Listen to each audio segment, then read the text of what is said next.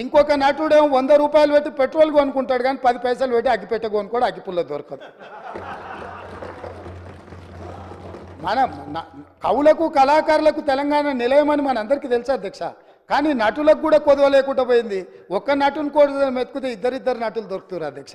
ఈ ప్రభుత్వం నడుపుతున్న విధానాన్ని చూడలేక ఒక ఆయన ఆటో రాముడు కృష్ణానగర్లో మొత్తం సినిమాకి సంబంధించిన వాళ్ళే ఉంటారు. సురభి నాటకాలు వేసేవాళ్ళు, సినిమాలో చిత్రసీమలో ఎక్స్ట్రా క్యారెక్టర్స్ అంటారు, ఏమంటారు వాళ్ళను? ఎక్స్ట్రా అంటే ఎక్స్ట్రా ఆర్టిస్టులు అంటే ఏమంటారు? జూనియర్ ఆర్టిస్టులు కృష్ణానగర్లు ఉంటారు. టీఆర్ఎస్లో ఒక జూనియర్ ఆర్టిస్టు ఆడేదో సమావేశానికి పోయిందంట, ఆడ ఆటో కనిపించిందంట, ఆటో ఎక్కి ఆటో రాముడు ఆఫీస్కి పోయిందంట. మళ్ళీ దాంట్లో మాత్రము లోపల కెమెరా పెట్టారు అధ్యక్ష, ఆయన ఎక్కింది దిగింది షూటింగులు చేయడానికి. ఏంది అధ్యక్ష ఈ డ్రామా? ఏంది డ్రామా? ఏంది ఇది? మీరు మాట్లాడొద్దంటే కూర్చుంటామక్క, మీరు మాట్లాడొద్దంటే కూర్చుంటామక్క. అధ్యక్ష, ముఖ్యమంత్రి గారు ప్రతిసారి నా మీద ఓ అగ్గిపెట్ట ముచ్చట తీసుకొస్తారు. ఇది ఉద్యమకారులకు తెలుస్తుంది ఆ ఆవేదన, ఆ తపన, మా తన్లాట ఆ రోజు. ఎందుకంటే మీరేనాడు అమరవీరులకు శ్రద్ధాంజలి ఘటించిన వాళ్ళు కాదు, ఏనాడు అమరవీరుల కుటుంబాలను పరామర్శించిన వాళ్ళు కారు, ఏనాడు పాడెమోసిన వాళ్ళు కారు. ఉద్యమకారుల మీద తుపాకులు పట్టుకొని పోయిన మీకు అమరవీరుల గురించో తెలంగాణ పోరాటం గురించో మీకు తెలుస్తుందని నేను అనుకోను. ఏదేమనంటే ఓ అరిగిపోయిన గ్రామ్ఫోన్ రికార్డ్ లాగా ఈ అగ్గిపెట్ట ముచ్చేట మాట్లాడు బంద్ చేయండి. అది మా ఉద్యమ స్ఫూర్తి.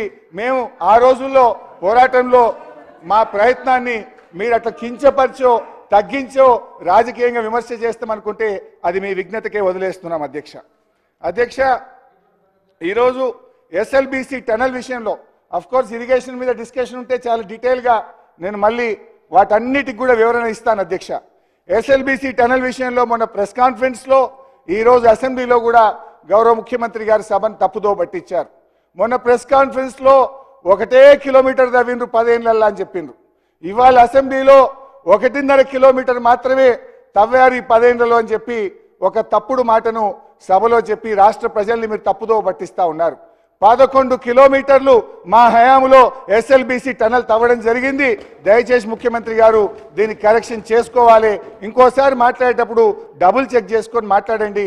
అది మీ పొజిషన్కు ఆ కుర్చీకి మీకు తగదు అని చెప్పి గౌరవ ముఖ్యమంత్రి గారికి మనవి చేస్తా ఉన్నాం అధ్యక్ష. గౌరవ ముఖ్యమంత్రి గారు నాగార్జున సాగర్ డ్యామ్ గురించి కూడా మాట్లాడారు. నేను మీకు ఇచ్చే సూచన, విమర్శ చేయాలంటే నేను చాలా చేయగలుగుతా, అఫ్కోర్స్ నా వల్ల నా మైక్ కట్ అవుతుంది.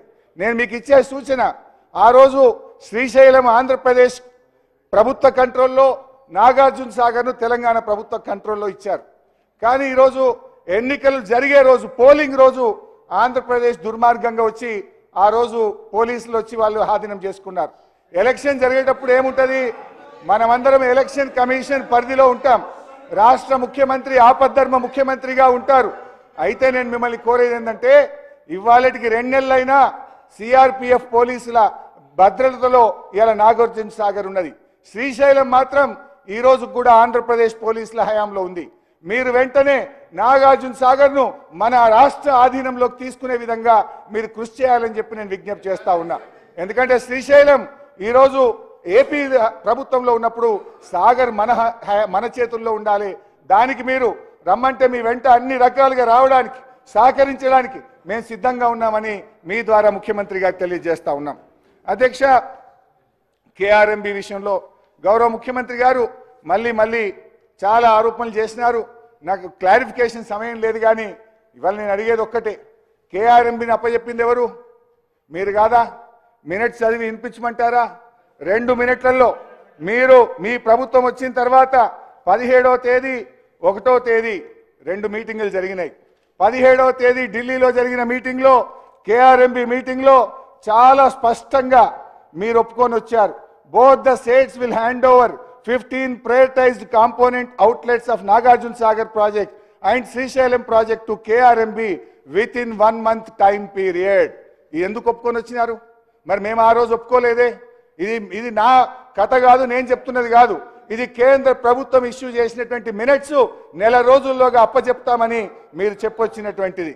రెండవది అధ్యక్ష, మళ్ళీ ఈ విషయం మీద మీరు తెల్లారి పత్రికల్లో వార్తలు వచ్చినాయి.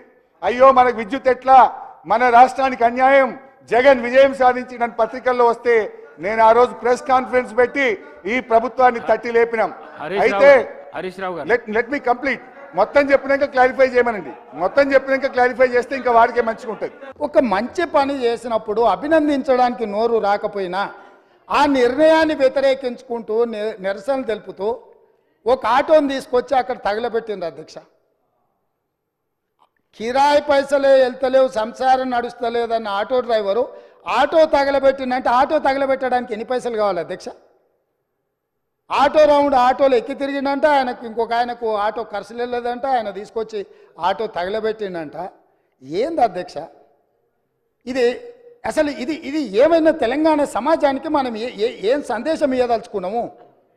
ఇంకొక నటుడేమో 100 రూపాయలు పెట్టి పెట్రోల్ కొనుక్కుంటాడు, కానీ 10 పైసలు పెట్టి అగ్గిపెట్ట కొనుక్కోడు, అగ్గిపుల్ల దొరకదు. మన కవులకు కళాకారులకు తెలంగాణ నిలయమని మనందరికీ తెలుసు అధ్యక్ష. కానీ నటులకు కూడా కొదవ లేకుండా పోయింది. ఒక్క నటుని కూడా మెతుకుతే ఇద్దరిద్దరు నటులు దొరుకుతారు అధ్యక్ష. ఈ ప్రభుత్వం నడుపుతున్న విధానాన్ని చూడలేక. కాబట్టి ఇవాళ నేను ఒకటే సూచన చేస్తున్నా, అక్కడ ఉండే మా సోదరిమణులకు, మా సోదరులకు ఒక మంచి నిర్ణయం తీసుకున్నాం మన ఆడబిడ్డల కోసము.